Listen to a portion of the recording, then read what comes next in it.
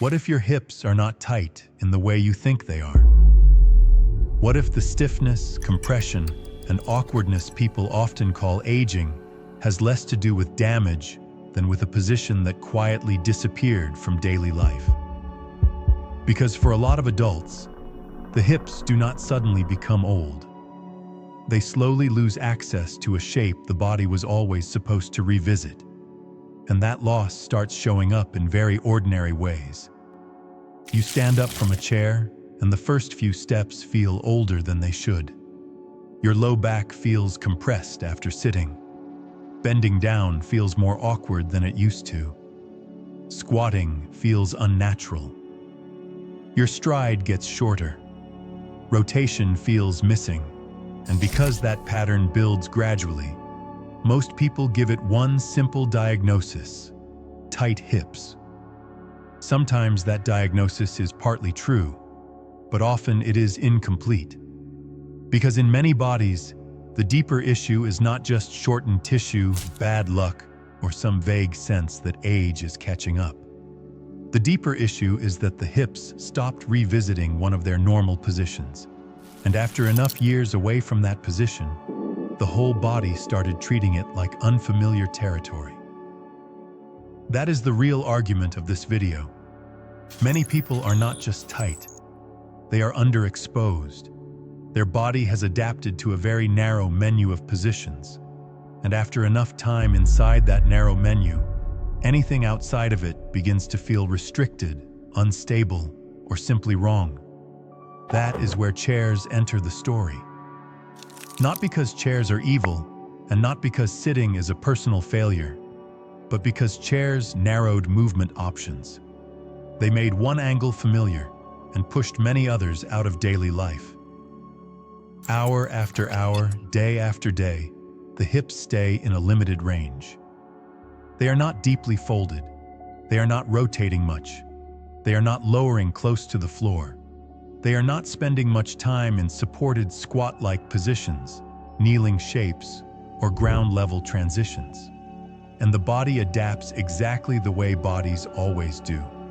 It adapts to what it repeats. That principle explains more than most people realize. The body does not only adapt to heavy training or injury, it adapts to the positions you live in, the angles you return to, and the shapes you stop visiting.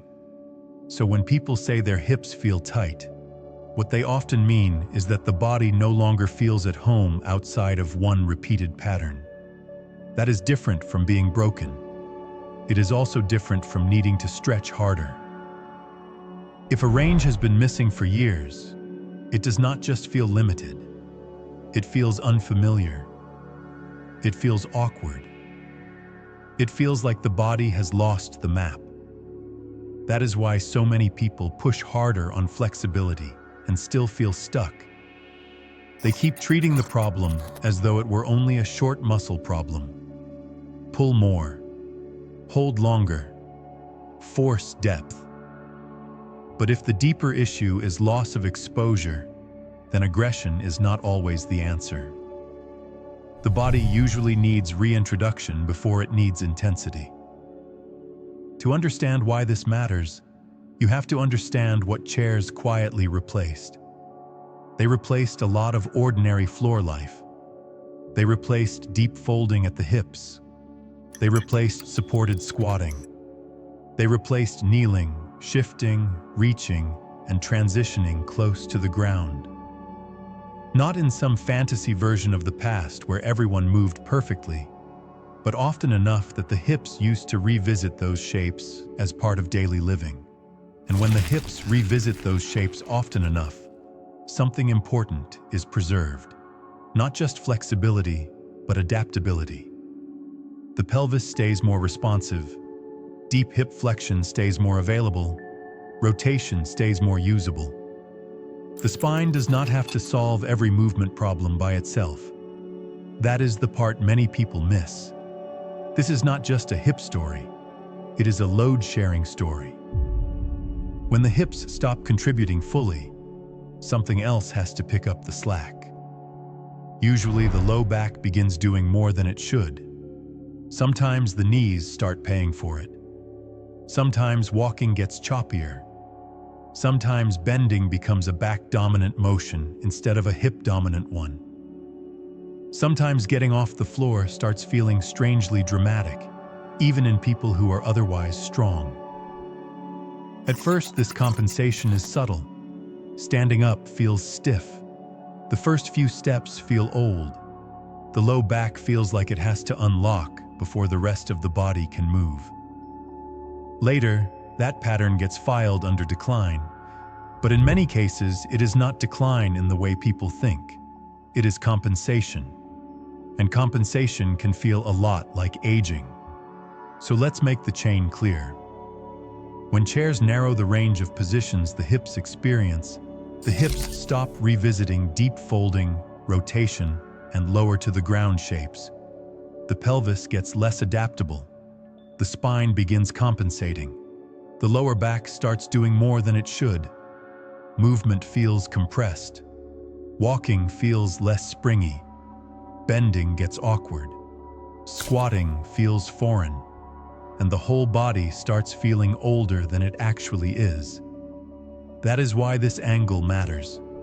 Because if the diagnosis is wrong, the solution usually goes wrong too. If you think the body is simply tight, you chase stretching. If you think it is just age, you resign yourself. If you think it is only weakness, you add more strengthening without restoring missing access. But if the real issue is loss of exposure, then the answer becomes more intelligent. You do not need to bully the body. You need to reintroduce a missing shape.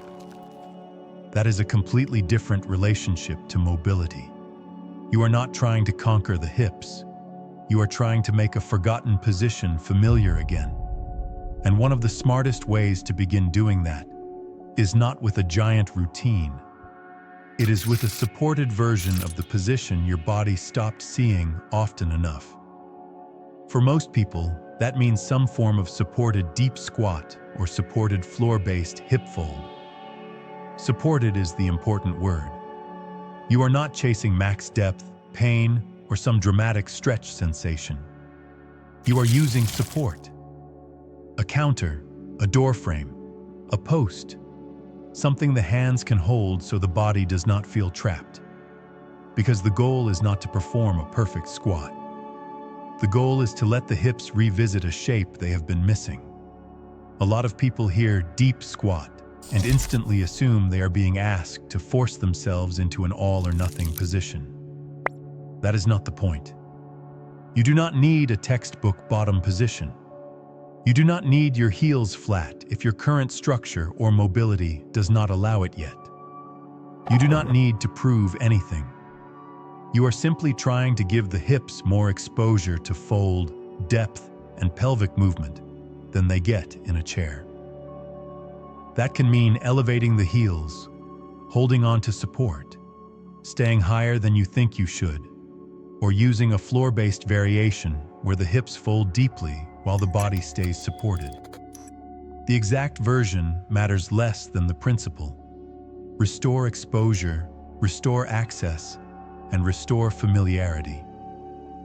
The body is far more willing to soften into a position it trusts than into one it feels attacked by.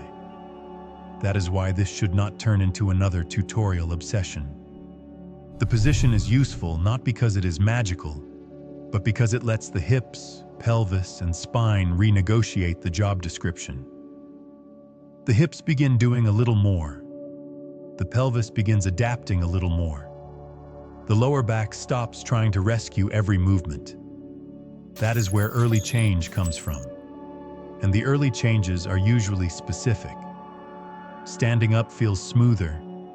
The first few steps feel less stiff. The pelvis feels less locked. Bending down is less awkward.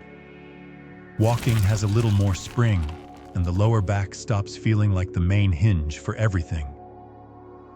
Those are exactly the kinds of shifts you would expect when a body stops living in one repeated angle all day. That phrase is worth holding on to. One repeated angle. Because that is the quiet trap. Most people are not living in rich positional variety. They are living in one angle, plus a few small variations around it. Then they wonder why deeper positions feel extreme. But an unused range almost always feels more threatening than it really is. The body reads unfamiliarity as difficulty. It reads missing exposure as tightness. And if that missing exposure lasts long enough, the range starts feeling like it was never yours to begin with. That is the illusion. The body did not necessarily lose something forever. It stopped practicing it. And what stops being practiced starts feeling unavailable. That is why I would be careful about making this all about stretching harder. A muscle can feel short for many reasons, but a whole pattern of stiffness often has more to do with familiarity, coordination, tolerance, and options than people think. The nervous system likes what it knows. The joints like what they revisit. The pelvis likes variability. And the spine likes not having to rescue every movement on behalf of the hips. So the job here is not to force flexibility. It is to restore options. That is the real argument of this video. Healthy movement is not just about having one impressive range on command. It is about having enough options that the body does not get trapped in one shape. And modern chairs, for all their convenience, narrowed those options for a lot of people. Again, not because sitting is evil, because repetition is powerful. If you repeat one hip angle for years, the body gets efficient there. Everything else becomes less fluent. That is not a personal failure. It is adaptation, and adaptation can be changed. That is the hopeful part. If the body adapted into the problem, it can often adapt out of part of it too. Not overnight, not by force, not by chasing pain, by reintroducing what went missing. That is why a supported squat or floor-based hip position progression is such a smart intervention. It does not just pull on tissue, it gives information back to the body. It says, this shape still exists. You are allowed to be here. The hips can fold more deeply. The pelvis can move again. The back does not need to grip so much. The work can spread more intelligently. That is a better story than you're just tight. It is also a more useful story, because tight tends to make people either passive or aggressive. They either give up or they force. But underexposed invites something better. Practice, gradual return, smarter input. And that is usually where progress lives.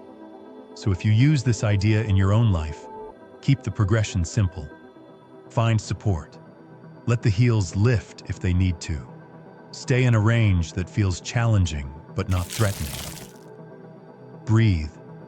Let the body spend time there without turning it into a fight. Come out before it gets ugly. Return again tomorrow. This is re-exposure, not punishment or proof. That mindset is everything, because the body often changes faster when it feels safe enough to explore than when it feels forced to endure. And as the position becomes less foreign, the rest of movement often starts changing around it. Standing gets easier. Walking gets cleaner. The back feels less compressed after sitting. The hips stop feeling like closed doors. The body stops feeling trapped inside one familiar shape. That is when people start saying something interesting. They do not always say, "My squat improved." They say, "I just feel less old." That sentence matters, because what many people call aging is not always simple decline. Sometimes it is adaptation to narrowed input. Sometimes it is the body becoming over-specialized in a limited environment. Sometimes it is the result of not revisiting shapes that used to be ordinary enough to preserve adaptability. That is why this forgotten hip position matters. Not because it is trendy, or because it belongs to some perfect past.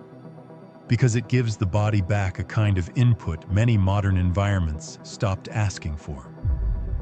And when the body gets that input back, things can start changing in ways that feel larger than the position itself. So here's the real reframe. Your hips may not be failing in the way you think. Your body may not simply be getting old. It may be adapting exactly the way bodies always adapt when one normal shape disappears from daily life. If that is true, then the path forward is not despair. It is reintroduction, not force, not performance, and not a chase for some perfect mobility aesthetic.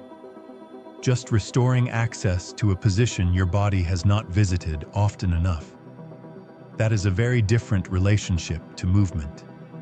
And for a lot of people, it is a much more productive one.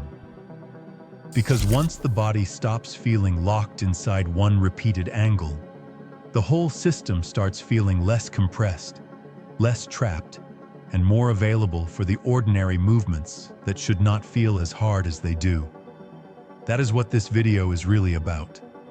Not a miracle fix or another routine for the sake of routine, but a better diagnosis, a clearer mechanism, and one missing position that may explain more than most people realize.